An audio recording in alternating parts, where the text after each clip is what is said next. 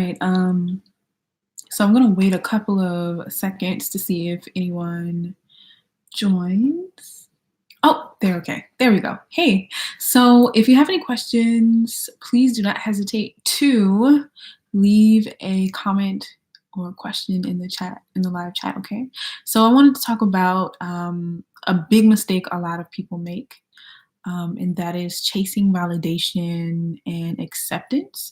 And as humans, naturally, as social animals, we want to feel accepted. You know, we want to feel as though we are part of a group. We want to feel welcome. We want to feel like we have a home. And honestly, as humans, our species, we don't do well. Individual human beings do not do well if they are in isolation and if they do not socialize, right? So, needing to have healthy socialization is extremely normal and it's a part of being a human being. However, um, it gets a little dangerous or detrimental to an individual human's health and well-being when they live their whole life seeking and chasing acceptance and validation from others, right? um, and the thing about it is, I know the tendency to do this can be extremely cultural, right? If you come from a community-based culture, or society, then someone else's approval is very important. A family's approval, your friends' approval is extremely important. And in other cultures, cultures that are more individualistic, it's easier to not care what other people think about you, right? See, I've lived abroad. I've lived in Africa and the Middle East for 6 years on and off, and I noticed that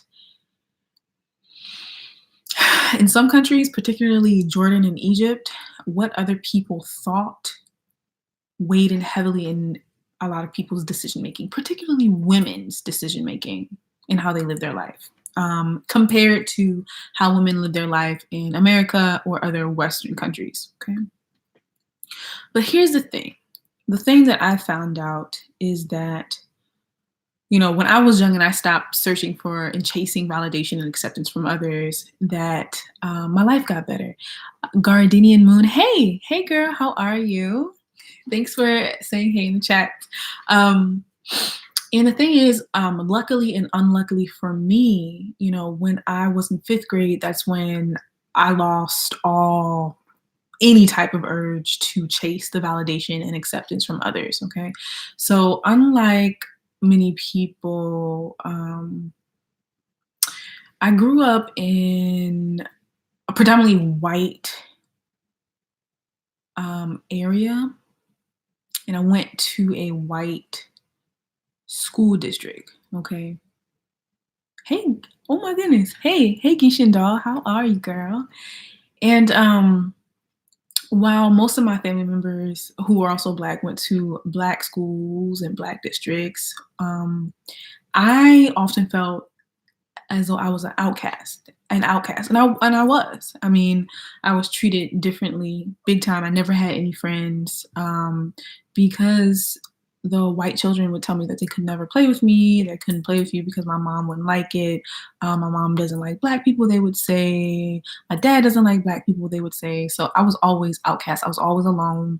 I was always a loner, isolated, ostracized because of the environment in which I grew up. And these were not like affluent or well-to-do white people that I grew up with. They were poor white people, pretty much. So that racism was a lot more pronounced and in your face, and it wasn't kind of like that hidden racism that I experienced when I got into a very elite university. Okay, so I learned at a very early age that chasing validation wouldn't help me at the end of the day, right? Like, no matter, I mean, from that experience of being constantly ostracized and isolated and discriminated against, right, because of my skin color, because of my race, right, I learned that no matter how much I worked to be accepted, no matter how much I worked to be, get someone else's validation, they wouldn't accept me anyway. So why try? Right? You might as well just do your own thing and love yourself than to try to gain validation from someone who will never give it to you. who will never, ever, ever, ever give it to you. Okay, that was the lesson I learned, and I know a lot of people may not come from a similar background as me. I feel like my based off of the people I've talked to and my personal experience with traveling, most people grow up in places that have a homogenous population. So like most people are similar to one another. So most people don't have that type of experience where they're immediately from, 3 years old. The first time you step into any type of schooling, any type of school educational environment, out in the public. So preschool, I was 3 years old when um, the other students let me know that I was different. So while that was a painful experience when I was growing up, um, I see that in the long run, it really helped me because I never had urges. I mean, like after the fifth grade, after I had this like really painful experience of me thinking that someone was my friend, and then they let me know that they weren't my friend because I was different looking, right? That was when I was like, there's no point. There's no point in trying to fit in. There's no point in seeking acceptance, and there's no point in trying to chase someone else's validation. I can provide that for myself. But like I said, I understand not everyone has that same type of experience growing up, and maybe they're not presented with such a kind of like urgent situation like I was to kind of accept this perspective. But um if you can get there, you know, and you don't have to get there through a negative experience, but if you can get there where you don't care what other people think anymore, you have a lot of power. And I guarantee you that once you stop trying to chase the acceptance and validation of other people, the tables will turn and you'll have people trying to chase your acceptance and your validation. There's just something about it. When you stop, you have no choice but to adopt an untouchable type of confidence that a lot of people do not have because most people are conditioned and socialized to seek the acceptance of others, right? So when you don't have that, when that was never the case, or when you learn how to develop that sense of confidence where you no longer chase the validation or acceptance of other people, you will emit that type of energy or aura, and people will know that you're not the one that's going to try to like bend over backwards to please other people. They're going to know that, and they're going to treat you differently. And then people are going to be like, whoa, hey, there's something about that person that is different. They're not running around looking for acceptance, looking for, someone to say okay to this, someone to be like, oh yeah, you're doing the right thing. Okay, you're wearing the right clothes, you're saying the right things, you're hanging out with the right people. They're doing things on their own. Maybe they know something I don't know. Maybe I should be paying attention to what they're doing. Maybe I should be copying what they're doing. Maybe I should imitate what they're doing because they're not looking around trying to get cues and okays from other people to determine the type of actions that they take. And I guarantee you, once you stop doing it, if you do, maybe not everyone does it, but once you kind of just like don't give a F, right? Then I guarantee you that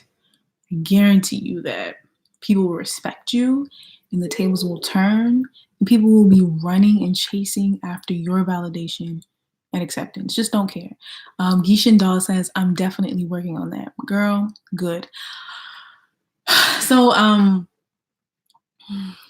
one thing that really helped me strengthen that muscle that I have to not chase validation or acceptance and to not give an F and have confidence in myself and just like just focus on what I'm doing and not caring about anyone else is dating people that are very different than you, right?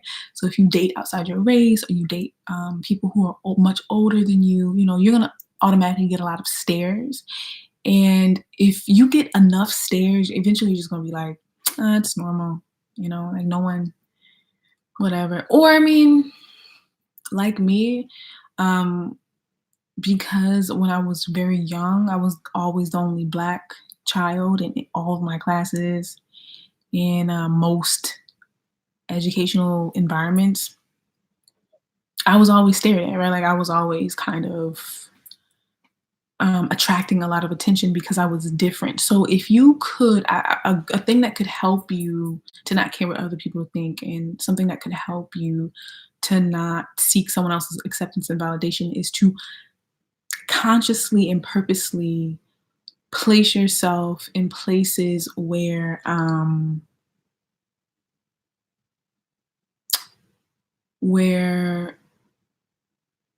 you are different and where you will stand out. Because the more you stand out, the more attention you will attract, and the more used to getting, you know, that type of attention you'll be. You'll get more used to it, and it won't affect you as much in the future or any other circumstance. You'll be used to it. You won't care. You just do you. And honestly, when you don't care and people can sense that about you, they'll start to not care either. They'll be like, oh, well, it's normal to her. She act like it's normal. I'm going to act like it's normal too. Right?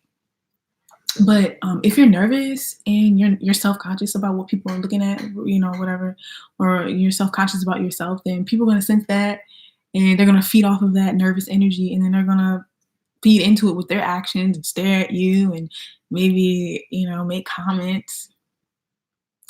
So I would work on it with energy. My dog is like, oh, okay. Do you want to go to sleep? I think she wants to go to sleep. So I'm going to go now. But if you guys have any questions, please leave a comment. And thank you, Gishin Doll, and thank you, Gardenian Moon, for leaving a chat. I really appreciate it. I always appreciate the chats. And I know it's late. It's almost 2 a.m., but on the East Coast, that is. But have a good night, everyone. And Buttercup, say bye. You want to say bye to the people? Okay, you say bye? Okay. Goodbye. Ah! Right. Oh, man. She wants to get down. Okay. All right. See ya. Bye, y'all.